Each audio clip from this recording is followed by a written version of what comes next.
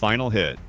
In Curse of Chucky, the post-credits scene starts with a package being delivered to a normal house. Nothing stands out. The person receiving it doesn't suspect anything. He even jokes that it must be his lucky day. But this guy isn't just anyone. Andy Barkley, the same kid who was terrorized by Chucky at the beginning of the franchise, now all grown up. He walks in, answers the phone, talks to his mom. But while he's distracted, the package starts moving on its own. And at that point, you already know who's inside. Chucky cuts through the plastic from the inside and slowly comes out holding a knife, ready to attack by surprise. But this time, it doesn't work. When he turns to strike, he's met with a shotgun pointed right at him. Andy isn't a victim anymore. He was ready for this, and it's extremely satisfying.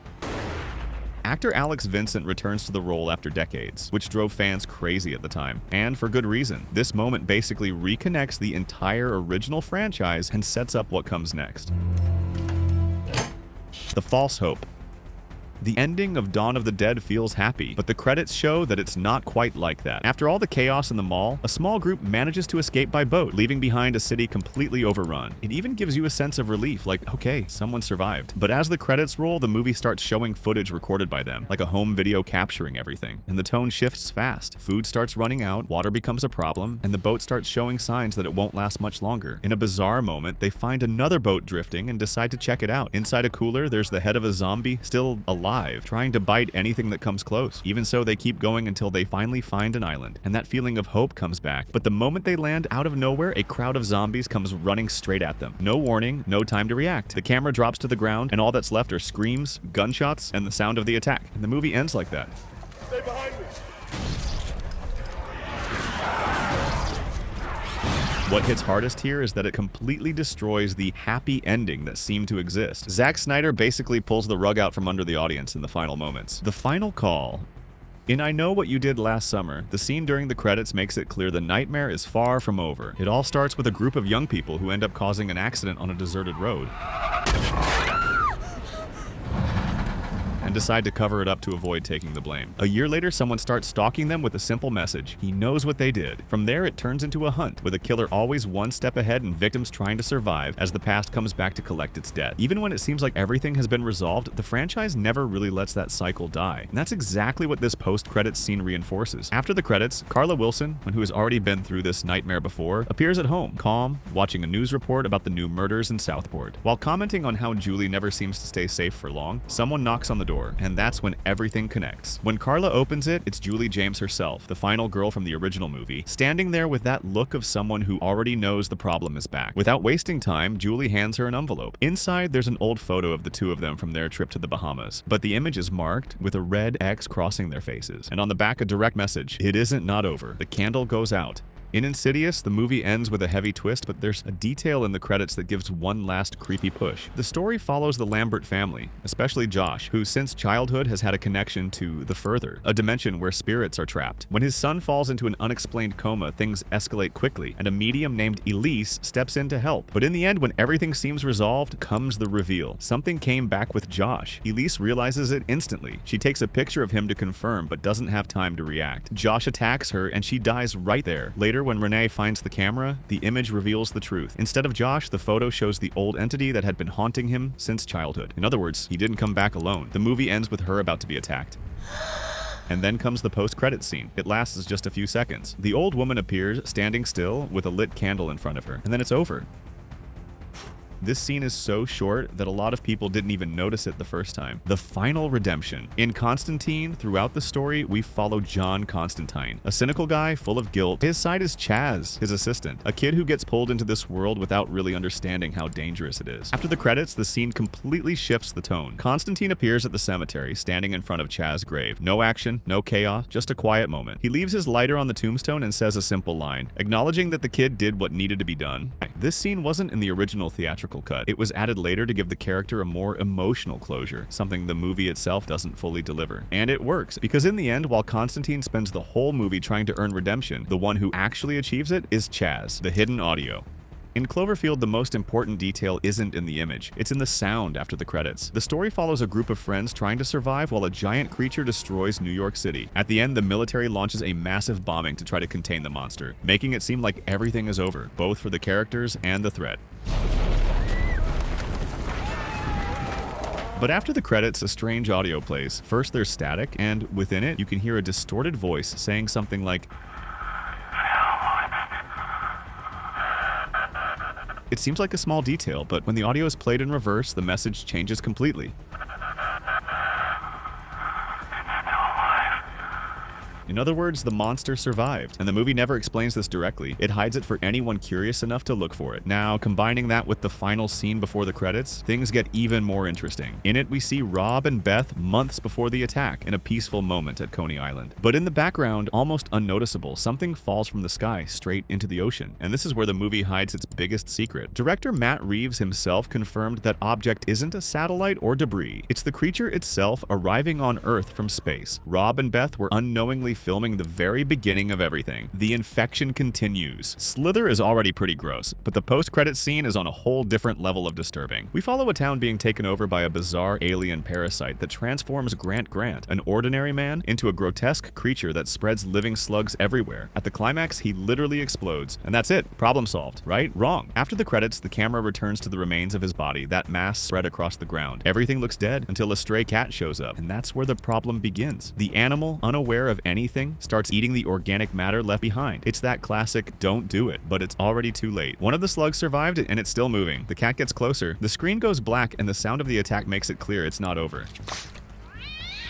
Fun fact, post-credit scenes weren't nearly as common in 2006 as they are today, so James Gunn was kind of ahead of the curve. Before we show the next scene, don't forget to leave a like and subscribe to the channel to help us out. Let's keep going. Trapped inside the box. In The Collector, Arkin, an ex-con, breaks into a rich family's house to steal a safe and pay off a debt. But everything goes wrong when he realizes the place has already been taken over by a sadistic killer who turned the house into a deadly maze of traps. After surviving it all, Arkin finally manages to escape. He gets rescued, put into an ambulance. It feels like it's over, but it doesn't take long for everything to go wrong again. The Collector intercepts the ambulance, takes out everyone inside, and takes Arkin with him. And that's exactly where the post-credits scene picks up. The image shows the killer sitting calmly on top of a chest, like he's relaxing after a normal day of work. Meanwhile, he watches memories of previous victims, a macabre hobby, and then comes the most intense detail. From inside the chest, you can hear Arkin screaming, completely desperate, promising he'll kill him when he gets out. The Collector just kicks the chest to shut him up. I'm gonna kill you. This ending was clearly designed to lead directly into a sequel. In the collection, the story continues right from there, with Arkin trying to escape this nightmare. The final torture. In House on Haunted Hill, it feels like everything is over, but the post-credits scene shows that in reality, the worst is just beginning. The movie revolves around a group trapped inside an old psychiatric hospital, a place marked by sadistic experiments led by Dr. Vannicut.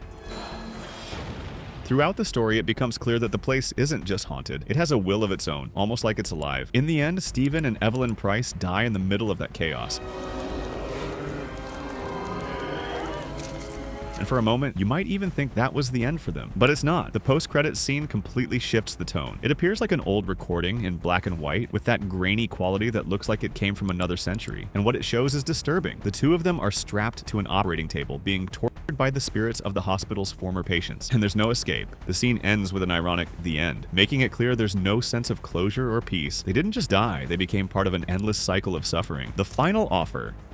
The story of Sinners takes place in 1930s Mississippi and follows twin brothers Smoke and Stack, both played by Michael B. Jordan, who return to their hometown to open a blues club. What starts as a historical drama quickly turns into horror when the place begins attracting vampires, turning the brothers' dream into a nightmare. Decades later, the post-credits scene shows where all of that led, inside a blues club, almost empty, late at night. Sammy, Stack's cousin, is now an old musician, played by singer Buddy Guy. He's respected, but clearly tired, drinking after a show. And then they show up. Stack and Mary step out of the shadows exactly the same as before, young, untouched, as if time never passed. And that hits hard, because it makes it clear they survived and became vampires. They reveal they were never really gone. They've been watching Sammy's life from a distance, seeing his career grow, not as direct enemies, but as a constant presence, almost inevitable. Then comes the offer. They give him the chance to never stop, to keep playing forever without aging. In other words, immortality. I could make it so you could stick around. Keep touring, keep living. No pain. But Sammy refuses, saying he's already lived enough. They accept it without insisting and leave, letting him enjoy whatever time he has left. The kid came back. In Planet Terror, one character has a pretty heavy fate until the end credits. During the movie, we meet Tony, a kind of eccentric kid who carries a gun and clearly isn't your typical child. In a chaotic moment, he accidentally shoots himself, and the scene suggests he died right there. But after the credits, there's a completely unexpected twist. The scene shows Tony alive sitting calmly on a beach in Mexico, which is exactly where the survivors end up. And the tone isn't tense at all, quite the opposite. He's just chilling, playing with his pets, a turtle, a scorpion, and even a tarantula, like nothing ever happened. What's interesting is that the movie doesn't even try to explain how he survived. It just shows it and moves on. That fits perfectly with Planet Terror, which embraces absurdity and doesn't care about being logical all the time. This scene was filmed by Robert Rodriguez specifically because of his son, who plays Tony. He didn't want his son to have a tragic ending, so he created this alternate version where the kid survives. The final breath. In The Gray, the ending cuts right when the most important fight begins, but the real answer is hidden. Throughout the movie, we follow John Otway, a hunter hired to protect workers in Alaska,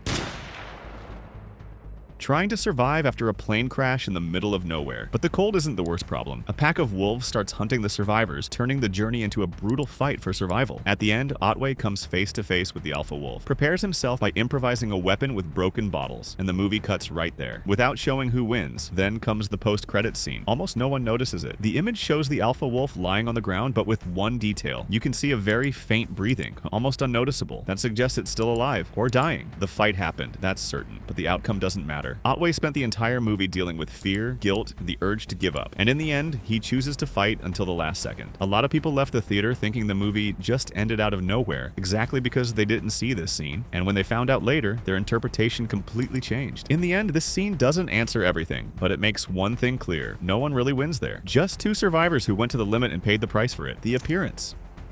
In Split, the movie pulls a Marvel-style move and connects everything. We follow Kevin, a man with dissociative identity disorder who has multiple personalities living inside him, some harmless, others extremely dangerous. Among them is the Beast, a violent identity that takes things to an almost supernatural level. In the end, he survives, escapes, and it's clear it's not over, but the real impact comes right after. The scene cuts to a diner where people are watching a news report about the crimes. They comment on the case, trying to understand who or what that guy really is. One woman even compares him to an old killer, but can't remember the name. And then someone answers. What was it? Mr. Glass. The camera reveals David Dunn. Yes, the same character from Unbreakable. He's sitting there in silence, listening to everything, and simply says the name that was missing. They called me Mr. Glass.